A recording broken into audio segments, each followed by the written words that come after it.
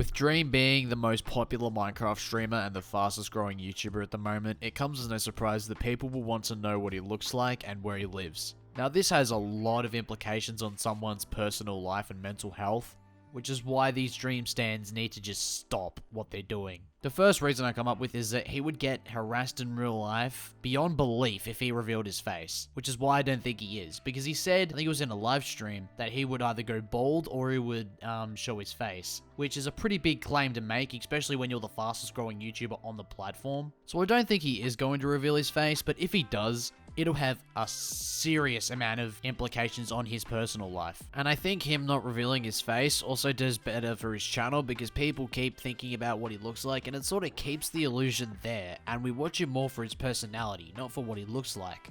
But this hasn't stopped any of the Dream stands that constantly write really weird fanfics about him and try and dox him because I mean, yeah, why wouldn't you want to do that to your favorite creator?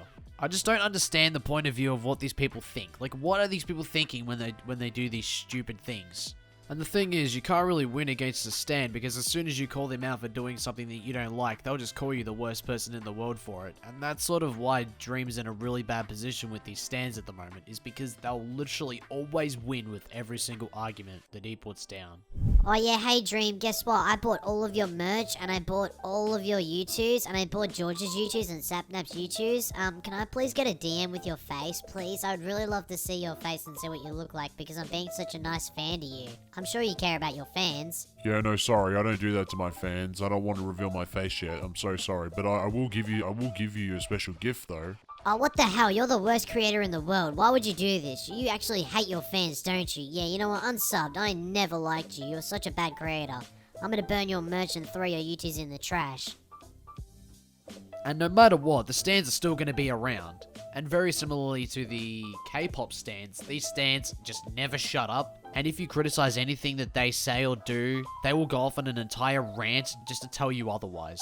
Like, I get trying to support your favorite creator, you know, anyone could do that, but there is a difference and there is a clear line between being a fan and then being an over-obsessed stan. Instead of making them like you, you're just making them stray further away from you because you're acting so obsessed. You're like that over-obsessed girlfriend that just never lets go. And I think the only thing that can get rid of the stans and stop them is by them maturing, which won't happen for at least a couple years, if not at all. And the worst part about this entire thing is that it was all because Dream lost an extremely close 1v1 with Technoblade, one of the best PvPers in Minecraft. Dream and Technoblade are best friends, and they don't really have anything against each other. They literally did this entire thing for fun, and they even split the money. I don't really get why these stans are fighting so much over who's better and who's not, because they're clearly both extremely good players with a very good talent for Minecraft. They're both really good at Minecraft in separate ways. Dream is really good at speedrunning, while Technoblade is really good at PvP.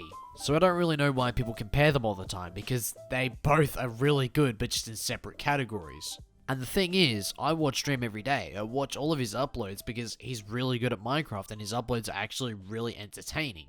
It's just sad seeing that all these goddamn Dream stands ruining it for everyone else. Because their behavior is borderline stalker levels, which is completely wrong and not really something you should be doing to someone that you idolize. And the worst part is, a lot of these people, they really just don't shut up. And as soon as you try and convince them to stop doing it, they'll just keep going and going and going. So that is a very big problem, especially with someone like Dream. If you go onto Twitter and look at any one of Dream's tweets, I guarantee you will find at least one or two of those fan accounts commenting because they're just so obsessed with them.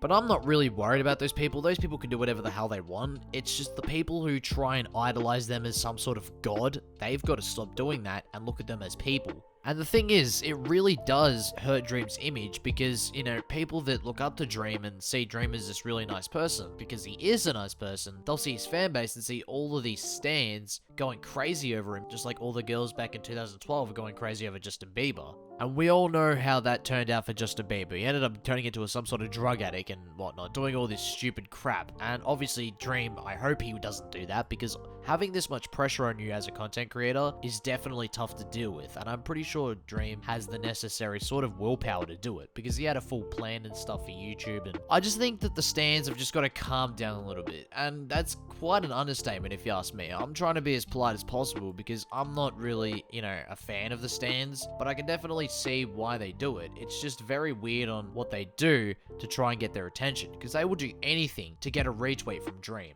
It is like, they will do some of the craziest shit just for one singular retweet, and it just shows. Like, they're absolutely crazy.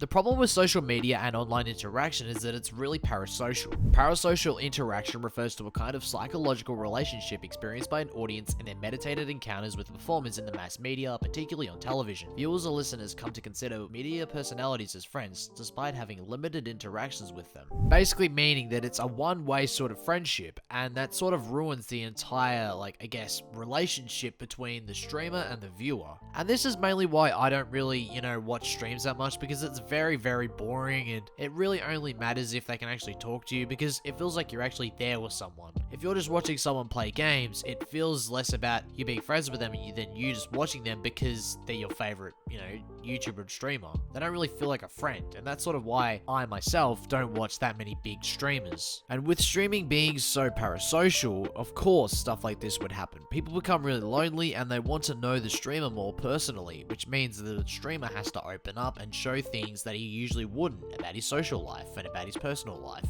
There's a really good video out there on YouTube at the moment called The Problem with Parasocial Streaming by Glink. I'll link that video in the description below to give you guys a little bit more context about what I'm actually generally speaking about, so you guys can get more information on it. So what are my final thoughts about this entire thing? Well, I think that it's really, really wrong to sort of idolize someone as a god and as someone that they're not, because it really takes away from their overall personality, and it's really like objectifying someone. So I think that part of it is really wrong, and they should stop getting so overworked about who wins a 1v1 and who doesn't, because I think it really takes away from the overall content being produced. Another thing I want to say is that, this is always going to happen. You can't really get rid of, the stands of someone who is this large and growing this rapidly. So I guess we're just gonna have to deal with it for now. Tell me down in the comment section below what you guys think of the situation, because I know you guys always have some really good input to share with me. That's about it with this video. I hope you guys enjoyed. Make sure you like and subscribe. I'm trying to reach 1,000 subscribers by the end of the year. So yeah, thank you guys, and I'll see you all later.